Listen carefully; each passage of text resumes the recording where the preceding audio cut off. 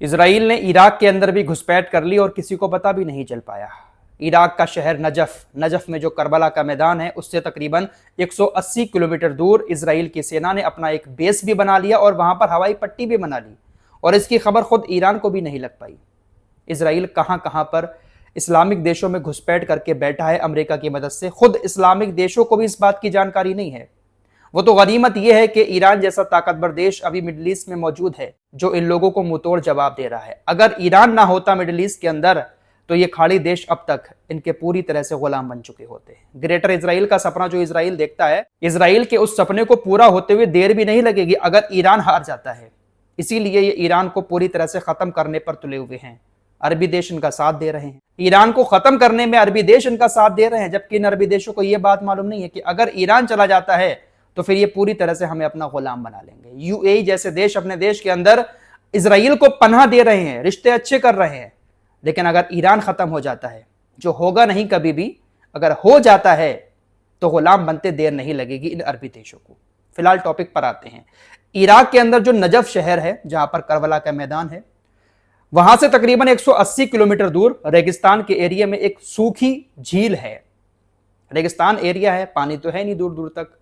एक झील है सूखी, पहले वहां पर पानी चलता था लेकिन अब वो सूख चुकी है। अब जो झील वाला एरिया था वो काफी गहराई में है, तो इजराइल ने वहीं पर एक अपनी हवाई पट्टी बना ली। इजराइल की सेना अमेरिका की मदद से जंग के दौरान इराक के क्षेत्र में घुसती है और वहां पर अपना एक सैन्य बेस बनाकर हवाई पट्टी बना लेती है। इस जंग के दौरान इजराइल ने ईरान के ऊपर जो हमले किए अपने लड़ाकू विमानों से, बहुत सारे हमले इराक के क्षेत्र से किए।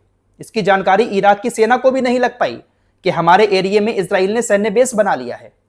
इजराइल ने अपना सैन्य बेस इराक के अंदर इसलिए बनाया क्योंकि इजराइल से ईरान की दूरी काफी ज्यादा है। इराक और ईरान एक ही बॉर्डर पर हैं, तो इराक के अंदर से इजराइल की सेना को ऑपरेशन चलाने में बहुत आसानी हो रही थी। इसलिए इजराइल की सेना ने अमेरिका की मदद से गुपचुप तरीके से इराक के अंदर घुसपैठ की और वहां पर अपना सैन्य बेस बना लिया। ये पूरा इलाका जो है मिडिल ईस्ट का ज्यादातर रेगिस्तान वाला एरिया है। कहीं कहीं पर थोड़ी बहुत घास होती है, लोग वहां पर ऊंट चराते हैं, बकरियां चराते हैं, भेड़ चराते हैं। तो ऐसे ही एक चरवाहे ने देखा कि सूखी झील के किनारे बहुत सारे सेना के हेलीकॉप्टर उड़ रहे हैं, कुछ सैनिक भी वहां पर दिखाई दे रहे हैं।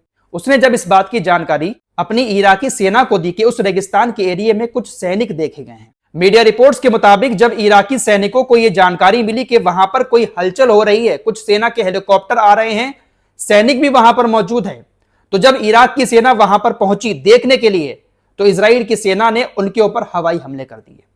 कई सारे इराकी सैनिक मारे गए और कई सारे इराकी सैनिक घायल हो गए, जिसके बाद इस बात का खुलासा हुआ कि इजराइल ने गुपचुप तरीके से इराक के अंदर घुसपैठ करके अपना सैन्य बेस बना लिया। इजराइल ने खास तौर से यह सैन्य बेस इसलिए बनाया था कि अगर जंग के दौरान हमारा कोई लड़ाकू विमान गिरता है, यह हेलीकॉप्टर क्रैश होता है हमले में, तो उस घटना स्थल तक हम जल्द से जल्द पहुंच सकें। इजराइल अपने लड़ाकू विमानों के जरिए ईरान के ऊपर जो हमले करता है वो लड़ाकू विमान इजराइल से ही उड़ के आते हैं, क्योंकि इजराइल के लड़ाकू विमान अरबी देशों में नहीं है। अरबी देशों में सिर्फ और सिर्फ अमेरिका के विमान हैं। इसीलिए इराक के अंदर घुसपैठ करके बाकायदा सैन्य बेस बना लिया और एक पट्टी भी बना ली, हवाई पट्टी, ताकि इसके विमान वहां पर लैंड कर सके। तो इस तरह से इजराइल घुसपैठ करता है। यकीन मानो दोस्तों, अगर ईरान जैसा देश इस वक्त मिडिल ईस्ट के अंदर नहीं होता तो ये तमाम अरबी देश कहीं ना कहीं पूरी तरह से इन लोगों के गुलाम बन चुके होते। उधर दोस्तों IRGC ने अमेरिका को एक और बहुत बड़ी धमकी दे दी है कि अगर ये जंग दोबारा से आप शुरू करते हो तो इस बार हम ऐसे ऐसे एडवांस वेपन का इस्तेमाल करेंगे, ऐसे हथियारों का इस्तेमाल करेंगे जिसको देखकर आप लोग सरप्राइज रह जाएंगे। हम जंग का वही पुराना पैटर्न नहीं अपनाएंगे, कुछ ऐसा नया तरीका दिखाएंगे दुश्मन को कि दुश्मन भी हैरान रह जाएगा कि आखिर ईरान ऐसा कैसे कर सकता है। वहीं IRGC नौसेना कमांड ने ट्विटर एक्स पर एक पोस्ट किया जिसमें यह बात लिखी गई कि अगर आपने हमारे तेल के टैंकरों पर और व्यापारिक जहाजों पर दोबारा से हमला किया तो मिडिल ईस्ट में अमेरिका के तमाम सैन्य ठिकानों पर और अमेरिका के जहाजों पर हम बहुत खतरनाक हमले शुरू कर देंगे। दोबारा से हमले अमेरिका के सैन्य ठिकानों पर होने लगेंगे अगर हमारे जहाजों को निशाना बनाया जाता रहा। IRGC के कमांडर जनरल सरदार मुसावी ने बताया कि IRGC की मिसाइलें और ड्रोन अमेरिकी ठिकानों और दुश्मन के जहाजों पर निशाना साधे हुए हैं और फायरिंग के आदेश का इंतजार कर रहे हैं। मतलब ईरान क्लियर मैसेज दे रहा है कि आप हमला करके देखो, हमारी मिसाइलें, हमारे ड्रोन बिल्कुल तैयार हैं। उधर सुप्रीम लीडर का आदेश मिला और इधर हमारी मिसाइलें लॉन्च हो जाएंगी। आपके ठिकानों को हम नष्ट कर देंगे। दोस्तों, इस जंग के दौरान ईरान ने अपने जितने हथियारों का इस्तेमाल किया था, सीज फायर के दौरान ईरान ने उतने हथियार कहीं ना कहीं वापस हासिल कर लिए हैं। अमेरिकी अखबार न्यूयॉर्क टाइम्स ने दावा किया है कि रूस कैस्पियन सागर के रास्ते ईरान को ड्रोन के पुर्जे भेज रहा है। न्यूयॉर्क टाइम्स ने कहा कि रशिया पहले स्टेट ऑफ हॉर्मुज से वो चीजें भेजता था, लेकिन अब कैस्पियन सागर से बहुत सारे ड्रोन बनाने के पुर्जे ईरान को भेज रहा है, जिसकी मदद से ईरान खतरनाक ड्रोन बना रहा है। उधर रशिया के राष्ट्रपति व्लादिमीर पुतिन ने एक बार फिर से कहा है कि ईरान के पास जो यूरेनियम है, ईरान हमें देने को तैयार है। ईरान हमारे ऊपर भरोसा कर रहा है और अपना यूरेनियम हमें देने को तैयार है। अमेरिका, ईरान और रशिया के बीच एक बातचीत हुई थी, जिसके मुताबिक रशिया ईरान का यूरेनियम रखने को तैयार था, लेकिन न जाने क्या हुआ, अचानक से डोनाल्ड ट्रंप ने डील को तोड़ दिया। तीनों देशों के बीच जो समझौता हुआ था, डोनाल्ड ट्रंप ने अपना मन बदल दिया और समझौता टूट गया। अमेरिका नहीं चाहता है कि रशिया ईरान का यूरेनियम अपने पास रखे। ईरान के यूरेनियम पर अमेरिका की नजर है।